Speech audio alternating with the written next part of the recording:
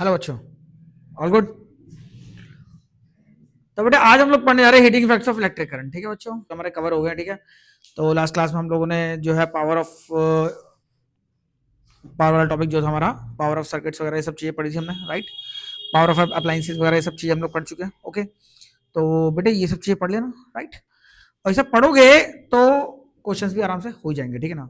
अब देखिए, heating effects of electric current का मतलब क्या होता है बेटे। हीटिंग इफेक्ट्स का मतलब the production of heat in the conductor and utilise it into some work. ठीक है, मतलब हम लोग देखते हैं जब करंट आपका फ्लो हो रहा होता है किसी कंडक्टर के अंदर, तो उसमें क्या होता है, एक करंट में रेजिस्टेंस में क्या होता है ना, एक लड़ाई हो रही होती है, राइट। रेजिस्टेंस को ओवरकम करता हुआ करंट जो होता है वो आगे बढ़ रहा होता है, समझे समझे ना। तो रेजिस्टेंस को ओवरकम करता हुआ, रेजिस्टेंस को हराता हुआ करंट आपका आगे बढ़ता है। बट इस बीच में क्या होता है, जो रेजिस्टेंस करंट में लड़ाई होती है, ठीक है, उस बीच में कुछ जो सैनिक होते हैं, जो शहीद हो जाते हैं, वो हीट की फॉर्म में बाहर आते हैं, राइट। तो हीट का मतलब यही होता है, ठीक है ना। तो बेसिकली हम करते हैं, अब हमें क्या करना है, किसी भी कंडक्टर में हीट को प्रोड्यूस करना है, करवाना है, और फिर उस हीट से ही हमें कोई ना कोई अपना वर्क करना है, ठीक है। जैसे आप इलेक्ट्रिक आयरन का यूज करते हो, ठीक है, कोई प्रेस पे अपना आयरनिंग आपको प्रेस करनी है, कपड़ों पे आयरनिंग करनी है, राइट। तो आप क्या करोगे, उसके अंदर आप क्या करोगे, हीट करोगे पहले, जब तक वो गर्म नहीं होगा तब काम ही चलेगा।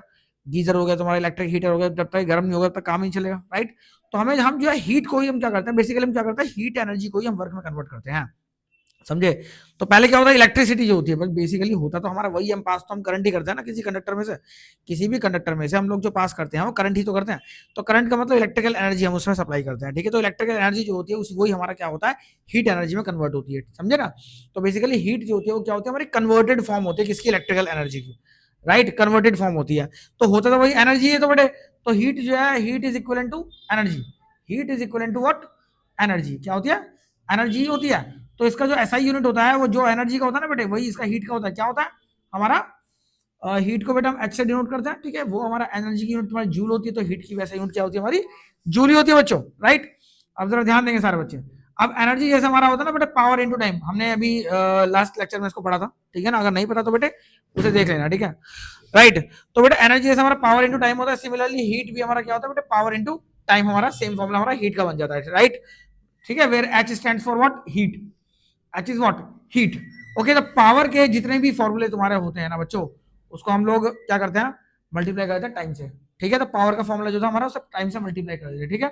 तो पावर का फॉर्मूला जैसे हमारा आया था बेटे, क्या था, V into Q by T था, बोलो बोलो। इसको मैंने क्या किया, टाइम से मल्टीप्लाई कर दिया, तो टी से टी कट गया, तो हीट का फॉर्मूला हमारा बन गया क्या, वी इंटू क्यू, राइट। पहला फॉर्मूला मेरा ये बन गया, ओके। और जैसे पावर का फॉर्मूला था, पावर का फॉर्मूला हमारा बेटे वी इंटू आई हुआ करता था, right. Current into potential difference. तो इसी को हम लोग क्या करते हैं बेटे, टाइम से मल्टीप्लाई करते हैं, तो हमारा क्या बन जाता है, ये हीट का फॉर्मूला बन जाता है, राइट। पावर हमारा क्या हुआ करता था बेटे, पावर का एक फॉर्मूला हमारा हुआ करता था I square R, right, I square R. तो हम इसी को हम क्या करते हैं बेटे, टी से मल्टीप्लाई कर देते हैं, हमारा क्या बन जाता है बेटे, हीट बन जाता है, राइट। पावर का एक फॉर्मूला हमारा हुआ करता था क्या, पावर का फॉर्मूला हमारा वी स्क्वायर बाई आर हुआ करता था, राइट। इसी को हम लोग टी से मल्टीप्लाई कर देते हैं, हमारा क्या बन जाता है, हीट बन जाता है, समझे। तो बस ये सारे फॉर्मूले हमारे, पहले हमने पावर का फॉर्मूला, कल मैंने लास्ट क्लास में आप लोगों को मैंने ड्राइव करने सिखाए थे कि पावर के फॉर्मूला हम किस तरीके ड्राइव करते हैं, राइट, समझे ना। तो पावर के जो भी फॉर्मूले हमारे होते हैं उसको हम टाइम से मल्टीप्लाई कर देते हैं, हमारे सारे के सारे फॉर्मूले किसके बन जाते हैं बच्चों, हीट के फॉर्मूले बन जाते हैं, राइट। ओके, तो उसके बाद आप क्या करोगे, और इस पे क्वेश्चन आते हैं, न्यूमेरिकल्स होते हैं, वो करने होते हैं, ठीक है। तो जो मेन फॉर्मूला हमारा जो है बेटे, वो तो वी आई टी वाला होता है, एक ये वाला और एक ये वाला, दो फॉर्मूले बहुत यूज होता है। इसी को हम लोग क्या बोलते हैं बेटे, जूल्स हीटिंग लॉ। क्या बोलते हैं, जॉल्स हीटिंग लॉ। हमें सिर्फ खाली कुछ नहीं करना जॉल्स हीटिंग लॉ में, इसको हमें इलेबोरेट करना है, इसी फॉर्मूले को इलेबोरेट करना होता है, तो हमारा जूल्स हीटिंग लॉ बन जाता है, समझे। चलो कर लेते हैं अभी, ठीक है। देखिए सी, तो जॉल्स हीटिंग लॉ के ऊपर हम लोग बात करते हैं जरा, ठीक है।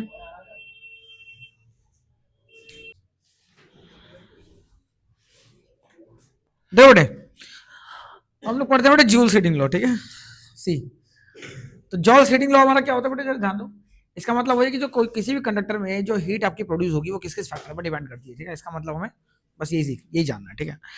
तो बेटे देखिए, the heat according to this law, the heat produced in a conductor is directly proportional to the square of the electric current flowing through the conductor. मतलब किसी भी कंडक्टर में, जैसे मान लो लेट से कोई भी कंडक्टर है, ठीक है। इसको मैंने जो है क्या कर रखा है बेटे, बैटरी लगा रखी है, राइट। तो जो इसमें करंट आपका फ्लो हो रहा है ना, तो उसके डायरेक्टली प्रोपोर्शनल है उसके स्क्वायर के, समझे। इट मींस करंट का स्क्वायर अगर बढ़ेगा तो हीट बढ़ेगा, करंट का स्क्वायर मेरा अगर कम होगा तो हीट भी मेरा क्या हो जाएगा, कम हो जाएगा, समझ आ रही बात।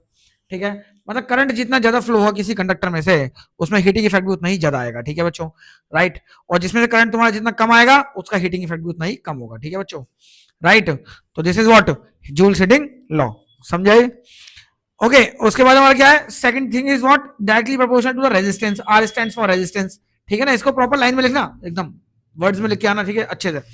ओके, तो H is proportional to R, R का मतलब क्या होता है बेटे, रेजिस्टेंस ऑफ द कंडक्टर, मतलब कंडक्टर का रेजिस्टेंस जितना ज्यादा होगा, भाई सिंपल सी बात है, करंट हमने बढ़ा दिया, देखो करंट को मैंने इंक्रीज कर दिया, राइट, और रेजिस्टेंस भी इंक्रीज हो गया, अब दोनों ही ताकतवर है, तो जब लड़ाई होगी तो घमासान युद्ध होगा, मतलब बहुत ज्यादा हीट प्रोड्यूस होगी, राइट।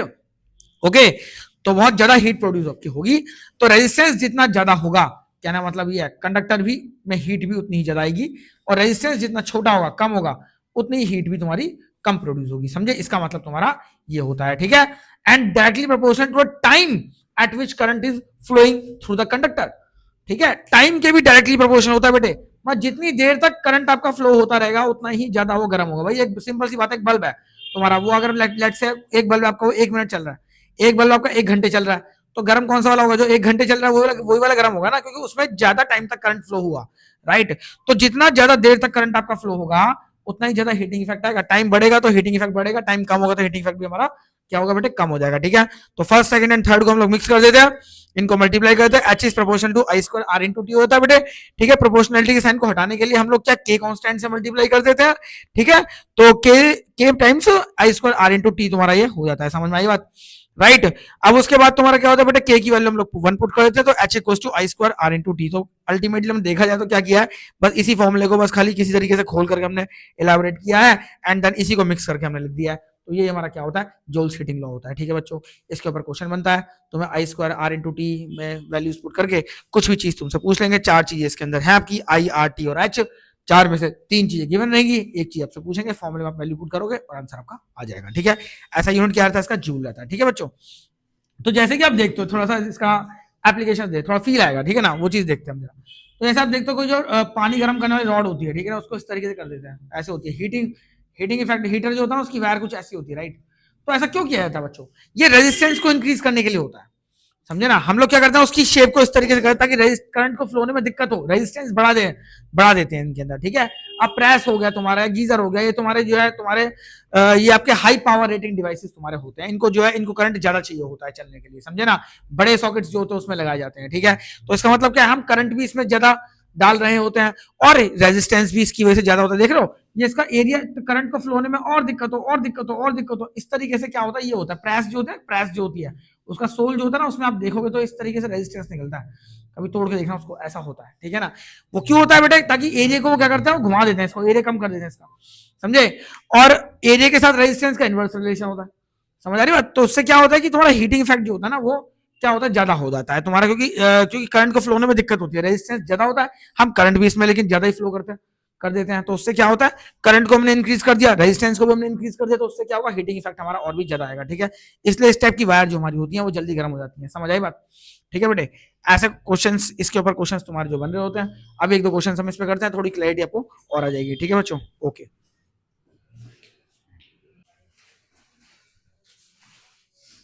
देखो बेटे, तो जैसे कि हम लोग देखते हैं कि इसमें हम लोग कुछ हीटिंग इफेक्ट से कुछ क्वेश्चंस कर लेते हैं, ठीक है। देखो यहाँ पर जो सबसे ज्यादा दिक्कत आती है ना, बच्चे क्या सोचते हैं, अब जैसे सर बस हमें हीटिंग इफेक्ट निकालना है तो हम इस फॉर्मूला को याद कर लेते हैं और आंसर हमारा हो जाता है, ठीक है। बट कभी कभी जो है ना क्वेश्चन तुम्हारे जो घूमे हुए पूछे जाते हैं, ठीक है ना, तो मैं एक क्वेश्चन आपको करवा रहा हूँ। तो एनसीईआरटी का क्वेश्चन नंबर 11 जो है तुम्हारा, ये मेन एक्सरसाइज का क्वेश्चन नंबर 11 है, उसे आप लोग जरा देखना, ठीक है ना। ये काफी इंपॉर्टेंट क्वेश्चन है, ऐसा क्वेश्चन तुम्हारा आता है, ठीक है। जो नॉर्मल क्वेश्चन है मेन, वो तो आप कर ही लोगे, ठीक है ना, मैं एक क्वेश्चन तुम्हें बताया था उसका। तो देखो, एन इलेक्ट्रिक हीटर है, एक इलेक्ट्रिक हीटर है जिसका रेजिस्टेंस कितना है, ध्यान दीजिए। एक इलेक्ट्रिक हीटर है बेटे, इसका रेजिस्टेंस कितना है मेरा, 8 ओम है, ठीक है। Draws 15 ampere from the mains for 2 hours, ठीक है ना, मतलब ये 15 एम्पियर का मतलब क्या हो गया, करंट हो गया बेटे, 15 एम्पियर करंट फ्लो कर रहा है इसमें 2 आवर्स के लिए, 2 घंटे में के लिए करंट आपका फ्लो हुआ, ठीक है। Calculate rate at which heat develop, rate of heat develop का मतलब क्या है, जहां रेट आया था ना वहां हमारा क्या था, मतलब मुझे निकालना है इसमें हीट निकालना, मुझे हीट जनरेट पर सेकंड निकालना है। रेट का मतलब होता है पर सेकंड, कि पर सेकंड में कितनी हीट जनरेट होती है, रेट का मतलब रेट मींस इसका मतलब होता है अमाउंट ऑफ हीट जनरेटिंग पर सेकेंड, इसका मतलब ये निकाला अमाउंट ऑफ हीट जनरेटेड पर सेकेंड, जनरेटेड पर सेकेंड, इसका मतलब मुझे इसका जो rate means amount of heat generate पर सेकंड, इसकी वैल्यू निकालनी है। ठीक है, तो इसका मतलब क्या हुआ, इसका मतलब क्या हुआ, मुझे वैल्यू सिर्फ हीट की नहीं निकालनी, मुझे किसकी वैल्यू निकालनी है, हीट पर सेकंड, एच अपॉन टी की वैल्यू मुझे निकालनी है। समझ आ रही बात। अब जरा यहां देखो, जरा हीट क्या होता है बेटे, पावर इंटू टाइम होता है, राइट। यहां से सीधे यहां देखो जरा, एज हीट बराबर क्या होता है बेटे, पावर इंटू टाइम होता है, राइट। अब मैं अगर हीट पर सेकंड निकालूंगा तो इक्वल टू पावर हो गया, बोलो यहाँ टाइम तुम्हारा डिवाइड में चला जाएगा, तो इसकी वैल्यू इक्वल टू पावर है, मतलब मुझे इसमें हीट नहीं पूछा, मुझे पावर निकालनी है, वाट निकालनी है। समझ रही है, राइट, बात समझ आ रही है बेटे। तो यहां मुझे क्या निकालना है, एच अपॉन टी की वैल्यू मुझे निकालनी है। ठीक है बच्चों, तो बेसिकली तो मैं कैसे निकालूंगा बेटे, यहां पर मैं जो है पर सेकंड में 2 आवर्स के अंदर सेकंड निकालूंगा पहले, राइट। तो मैं पहले जो है टाइम जो है ना 2 आवर्स है ना, 2 आवर्स को मैं इसमें कन्वर्ट कर लूंगा सेकंड्स में, 2 इंटू 3600 हो जाएगा, बोलो बोलो, ये अगर 7200 सेकंड हो गया। समझ आ रही बात, तो ये मेरा हो गया 7200 सेकंड हो गया। ठीक है, तो हीट डिवाइड बाय टाइम मुझे निकालना है, तो अब यहां पर मुझे बेसिकली मुझे क्या निकालना है, पावर ही तो निकालना है। तो मैं कैसे निकालूंगा यहाँ से, जो है हीट अपॉन टाइम की वैल्यू मतलब पावर है, तो मुझे इसकी वैल्यू निकालनी है। तो बेटा पावर जो है मेरा वो क्या होता है बेटा, आई स्क्वायर आर होता है, बोलो बोलो बोलो, आई स्क्वायर आर होता है ना, राइट। तो यहाँ से आई दे रखा है, आर दे रखा है, तो आई स्क्वायर आर में लगा दूंगा, मेरा आंसर इसमें आ जाएगा, दैट्स इट। तो ऐसे निकाल लो, तो आई कितना है मेरा 15 इंटू 15 हो गया, 15 का स्क्वायर हो गया, इंटू मार कितना 8 हो गया, तो ये हो गया मेरा 225 इंटू में 8, यहाँ से आंसर जूल पर सेकंड मेरा आंसर आ जाएगा। ठीक है, राइट। अब कोई बोले कि सर मैंने पावर के हिसाब से नहीं, मुझे अलग तरीके से निकालना है, तो कोई बात नहीं, अलग तरीके से निकाल देते हैं, अलग फॉर्मूले से निकालना है तो निकाल दो। पहले आपको क्या करना है बेटे, हीट की वैल्यू निकाल करके एंड देन उसको टाइम से डिवाइड जरूर करना पड़ेगा, तभी आपका आएगा, तभी आपका जो आंसर आएगा ना बेटे, वो रेट ऑफ हीट डेवलप्ड आएगा। ठीक है ना, तो जैसे H equal to I square R T होता है, सी ध्यान दो, मुझे हीट अपॉन टाइम निकालना है, ध्यान देना, मुझे निकालना है एच अपॉन टी निकालना है। ठीक है, तो एक फॉर्मूला मैं तुम्हें इसका और बता रहा हूँ, ठीक है ना, जैसे आई स्क्वायर आर इंटू टी, मैंने जूल सिटी लगा दिया इसमें, आई स्क्वायर आर इंटू टी हो गया, और डिवाइड बाई टी करना पड़ेगा मुझे, बोलो करना पड़ेगा, तो टी से टी कैंसिल हो गया, तो आंसर वही आ गया, आई स्क्वायर आर ही तो आ गया, बोलो, राइट। तो यहां से इस तरीके से करके मैं इसमें आंसर निकालूंगा, 225 इंटू 8 कर देना। ठीक है ना, यहाँ पर तो वॉट लिखो या जूल पर सेकंड, क्यों, क्योंकि हीट हो गया मेरा जूल, टाइम मेरा हो गया सेकंड में। ठीक है ना, तो ये मेरा हो गया जूल पर सेकंड, तो इस तरीके से आंसर तुम्हारे आ जाएंगे। ठीक है बच्चों, एक क्वेश्चन और देख लेते हैं, फिर एक चैप्टर हमारा वाइंड अप हो जाता है। ओके,